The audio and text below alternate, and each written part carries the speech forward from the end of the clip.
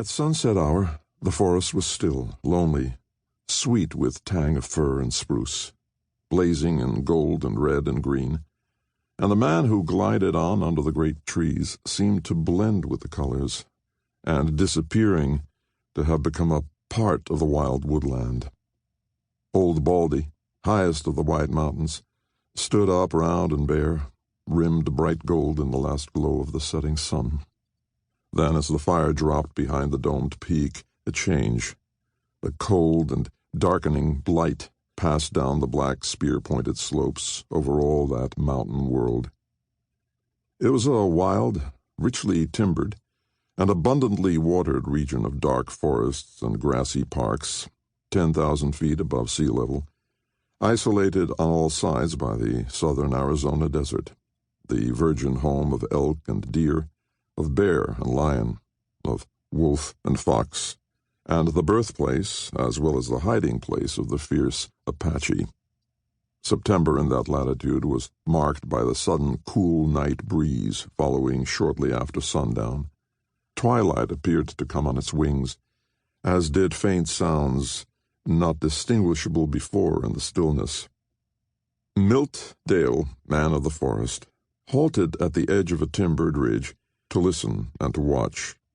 Beneath him lay a narrow valley, open and grassy, from which rose a faint murmur of running water. Its music was pierced by the wild staccato yelp of a hunting coyote.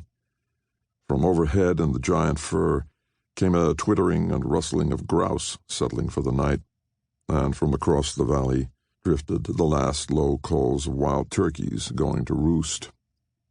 To Dale's keen ear, these sounds were all they should have been, betokening an unchanged serenity of forest land. He was glad, for he had expected to hear the clip-clop of white men's horses, which to hear up in those fastnesses was hateful to him. He and the Indian were friends. That fierce foe had no enmity toward the lone hunter. But there hid somewhere in the forest a gang of bad men, sheep-thieves, whom Dale did not want to meet. As he started out upon the slope, a sudden flaring of the afterglow of sunset flooded down from Old Baldy, filling the valley with lights and shadows, yellow and blue, like the radiance of the sky. The pools and the curves of the brook shone darkly bright. Dale's gaze swept up and down the valley, and then tried to pierce the black shadows across the brook where the wall of spruce stood up, its speared and spiked crest against the pale clouds. The wind began to moan in the trees, and there was a feeling of rain in the air. Dale, striking a trail, turned his back to the fading afterglow and strode down the valley. With night at hand and a rainstorm brewing, he did not head for his own camp some miles distant, but directed his steps toward an old log cabin.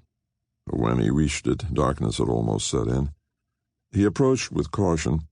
This cabin, like the few others scattered in the valleys, might harbor Indians, or a bear, or a panther. Nothing, however, appeared to be there. Then Dale studied the clouds driving across the sky, and he felt the cool dampness of a fine, misty rain on his face. It would rain off and on during the night, whereupon he entered the cabin. And the next moment he heard quick hoofbeats of trotting horses. Peering out, he saw dim, moving forms in the darkness quite close at hand. They had approached against the wind, so that sound had been deadened. 5 horses with riders, Dale made out, saw them loom close.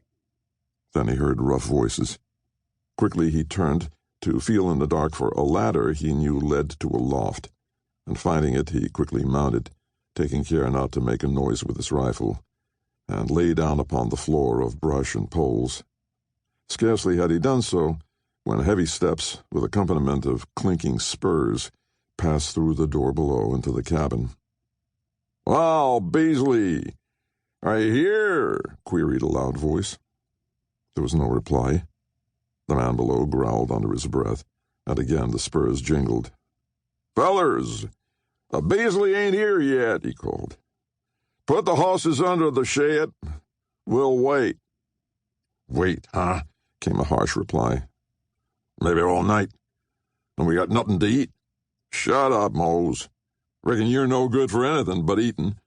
Put them horses away, and some of you rustle firewood in here.